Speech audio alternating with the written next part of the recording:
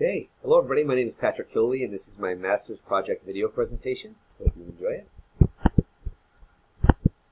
Okay, about me, I'm originally from Madison, Wisconsin, but I've living in Incheon, South Korea for the past 9 years. In that time I've taught elementary school students, mostly ESL, and I have currently working at an English kindergarten for the past 4 or 5 months. I also tutored for about 4 years. I did private tutoring for all ages of students, so that's just some of my experience. And about me and my family, I'm married. My wife is Korean, and we have two very young children. Okay, learning outcome I choose was 1B. Plan and implement appropriate and varied instructional practices, strategies, and methods to differentiate instruction, engage students and learners, and improve learning. The reason why I chose this learning outcome because I think that teaching methods learning a wide range of teaching methods is important, and I think that it is one of the most frequently discussed topic among teachers is always finding new methods. What's working for you?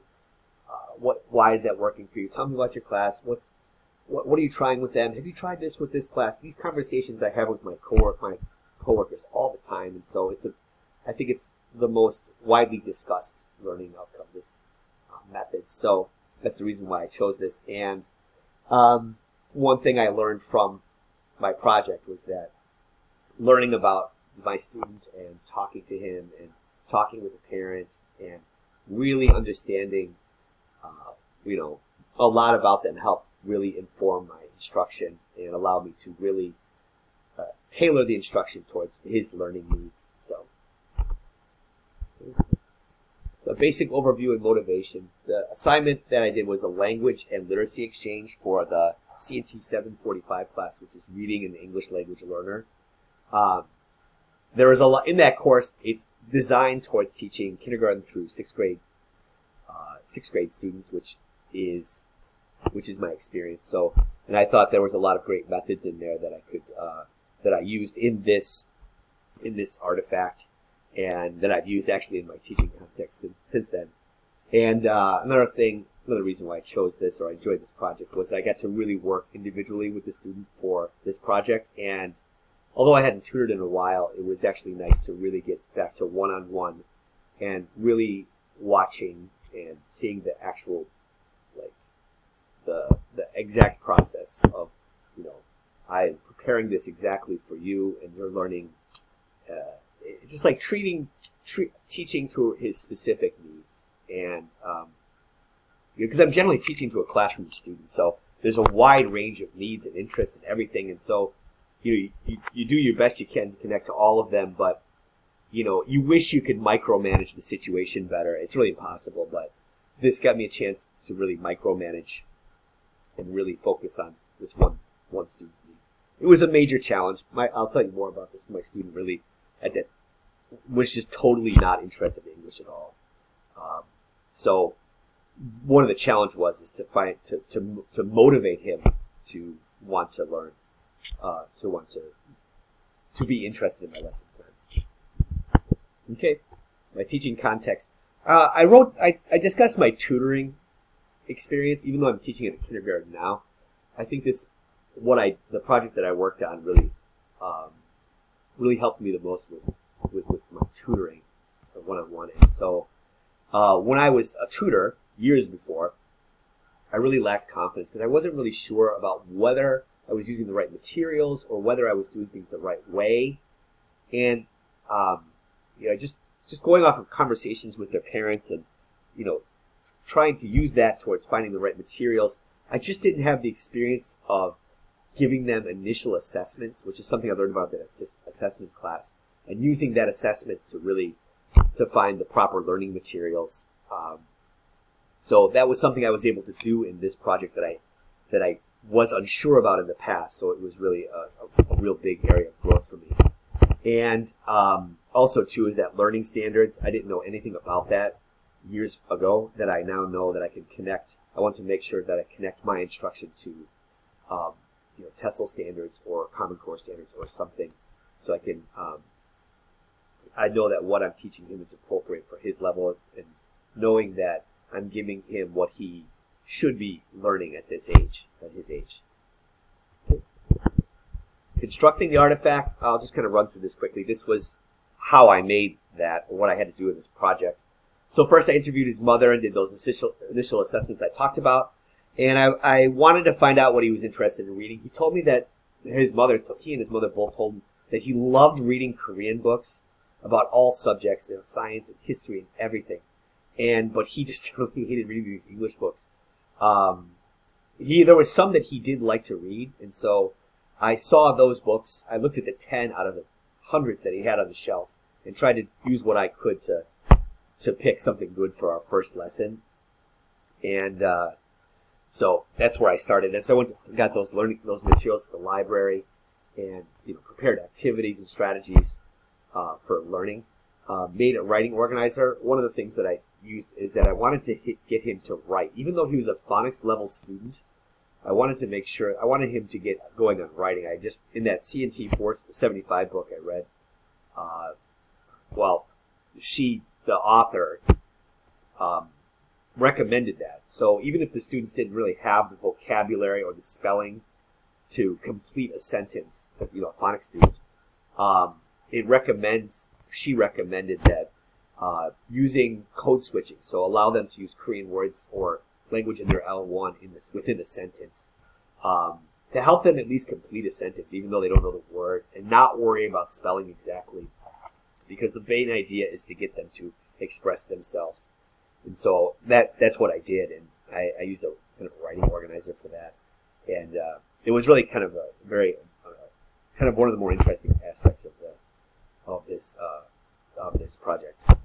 And so I executed the lesson plan. I made adjustments, noticed the improvement in his reading speed over time, and then I completed a final assignment and reflections. And then I came back and I talked to we had another conversation with his mother, and I made some recommendations, namely that most importantly is that show him the types of books that I found that he was interested in. There were these like Project X books where the main characters like shrinks. They become very small, and they have these amazing adventures. So he really loved those books. So I found those for the second, third, and fourth lesson planner, and really helped improve his motivation. I also recommended to her that she take all of the books that he does not like out of the library and get rid of them, and take him to like a used bookstore, where you can buy a book, those little books for maybe $1 or $2 or $3, and just spend however, hundreds of dollars and just have him fill up the library with those books. So that was my recommendation, is try to get this like personal library going for him. And so that was kind of the project. These are the two great texts that I used to help inform the methods that I used in the course. The Darling Fu Writing Across Literacy was just fantastic. Most phonics, students, most of the textbooks don't have them writing. It's only spelling, and this was just, she herself was a teacher in New York, and she taught,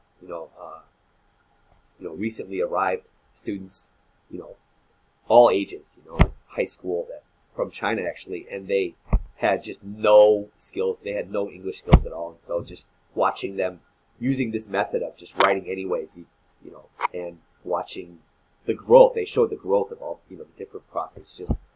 Just fantastic about how they eventually learn how to, and once they get the vocabulary and the spelling down and and learn the words for these things, they're able to write. They're able to write, and it's really fantastic. And I really loved Hellman text. One of the main strategies she used or teaches about is RRWT, read to, write with, write with, word study, and talk about. And I modeled our lessons from this structure, even though I changed it around a little bit. One of the interesting things about the feedback was that, like I said, finding better learning materials. That was something that my student didn't really know about.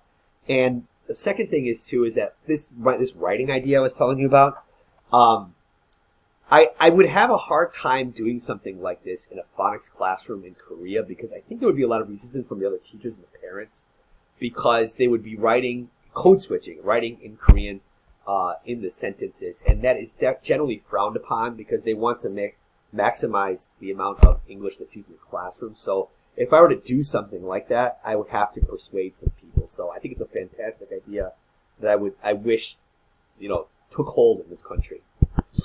Okay.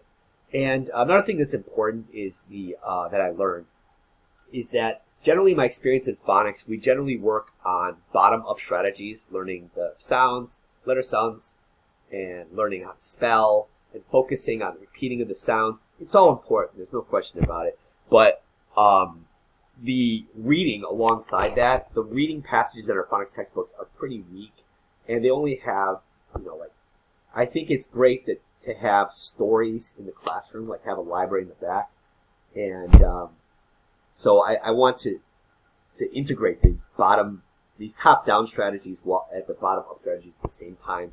And I think that is something that is ignored in Korea, these top-down strategies, because this repetition and it gets students so bored with these bottom-up strategies. I think that Korean phonics education could benefit from more top-down strategies. Okay, all right. My reasons for taking this program. So we're kind of getting near the end here. A little bit sad, in a way. Reason why I took this program originally was to improve my own teaching and, make my lessons more effective and efficient. So to make my work life easier. And also, too, I was very unsure of what I was doing. At one of the jobs that I worked at, I was working alongside all these other trained teachers that all had either a bachelor's degree in teaching or had done what I've just done here, getting a master's. And I was just so uncomfortable around them when we were talking about teaching because I just didn't know what I was doing things the right or the wrong way.